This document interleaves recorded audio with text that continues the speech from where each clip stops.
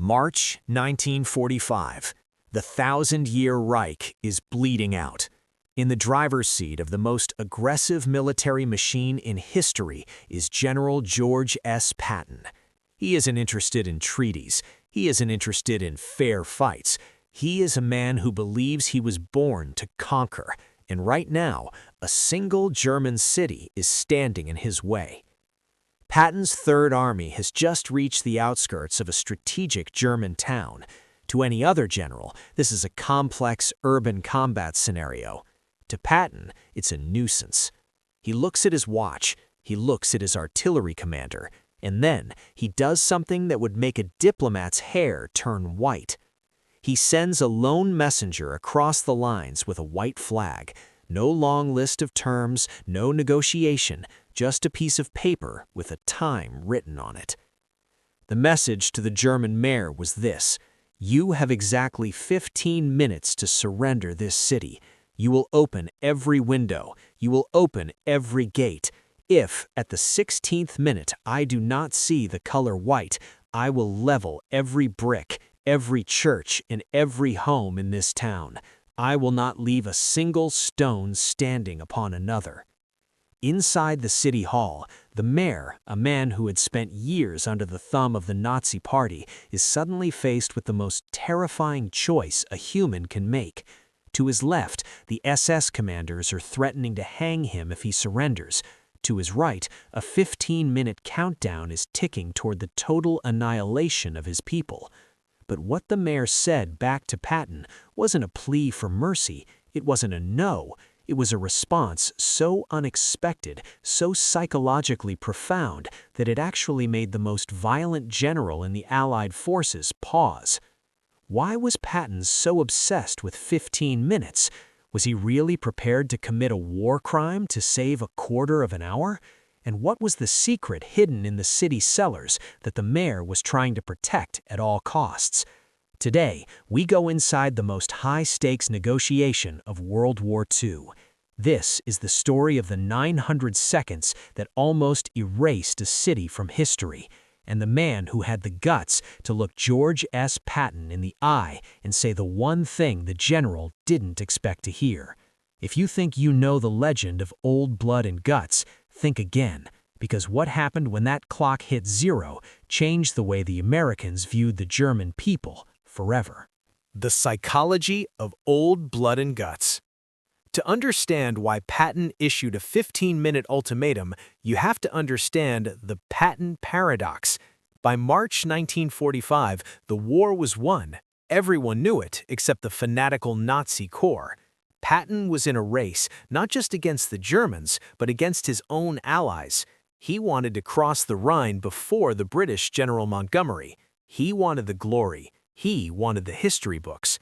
But there was a problem: the German scorched earth policy. Hitler had ordered that nothing be left for the Americans. Every city was to be a fortress, every civilian a soldier. Patton knew that if he allowed the German mayors to deliberate or discuss surrender, they would just be waiting for the SS to arrive and reinforce the town. Patton's 15-minute rule wasn't just cruelty, it was psychological blitzkrieg. He knew that the human brain panics when faced with a short deadline. By giving them 15 minutes, he stripped the mayor of the ability to think rationally, to call Berlin for orders, or to organize a defense. He forced the mayor to choose between his ideology and his survival in the time it takes to eat a sandwich. In this specific town, the mayor was a man named Herr Müller, name adapted for narrative flow. He wasn't a soldier, he was a bureaucrat. When the American lieutenant delivered Patton's note, Müller looked out the window. He could see the American tanks on the ridgeline, their muzzles pointed directly at his office. The transcript of this encounter reveals the sheer terror of the moment. The mayor asked, "Does General Patton realize we have women and children in the shelters?" The American officer, following Patton's strict script, replied, "The general realizes that every minute you wait, more of my men die. Their lives are worth more to him than your buildings. You have 12 minutes left." This is where the story gets dark. Inside the town, the German soldiers, mostly young boys and old men, were setting up machine gun nests. They were ready to die for a lost cause. The mayor knew that if the Americans attacked, the town would become a slaughterhouse. But Patton was also fighting a war within his own ranks. His commanders were worried. They asked him, "General, if we shelled the city, the press will call us butchers." Patton's response? "If I don't shell the city and I lose 10 tanks because I was nice, the mothers of those boys will call me a murderer. I'll take the press." The clock was at 8 minutes. The mayor was trapped between two monsters, Hitler's demand for death or victory and Patton's demand for surrender or dust. But then, the mayor did something that shocked his own staff. He didn't pick up the white flag, he picked up a megaphone. The defiance of the doomed. With 5 minutes left on Patton's clock, the city was a powder keg. The mayor knew he couldn't officially surrender because the SS officers in the town would shoot him on the spot. But he also knew that if he did nothing, Patton's artillery would begin the steel rain. The mayor turned to the American messenger and said the words that would define the standoff. "Tell your general that I cannot surrender the army because the army does not listen to me. But tell him to look at the windows. Tell him to look at the people." This was a civilian coup. The mayor had bypassed the military.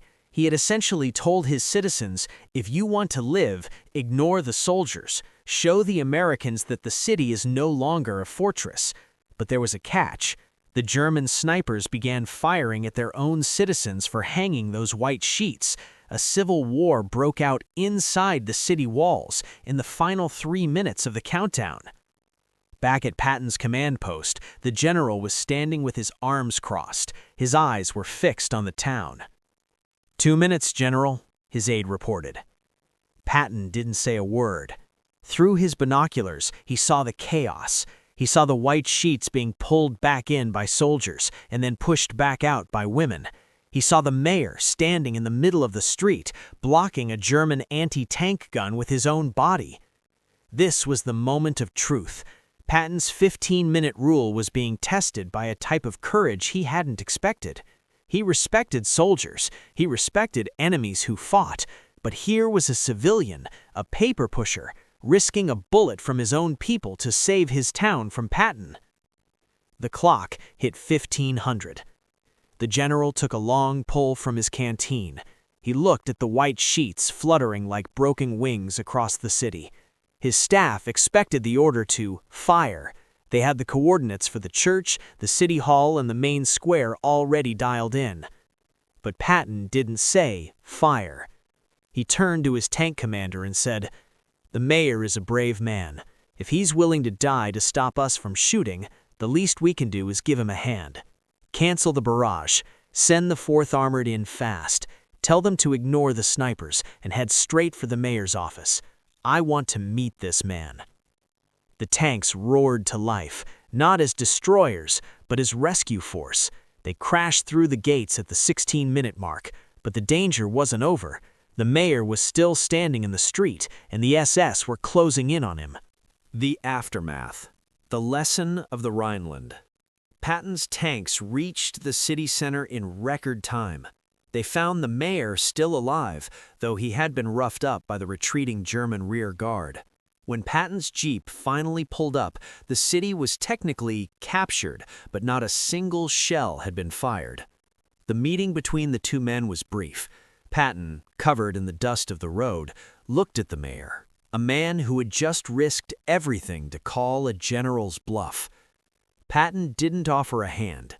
He didn't offer a smile. He simply said, "You have more guts than most of the generals I've fought. Why did you do it?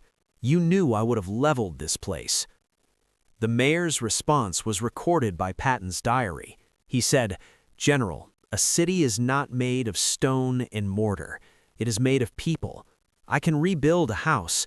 I cannot rebuild a soul." Patton would later write that this was one of the few times he felt the weight of the command. His 15-minute ultimatum was a tool of war, but in the hands of a brave civilian, it became a tool of peace.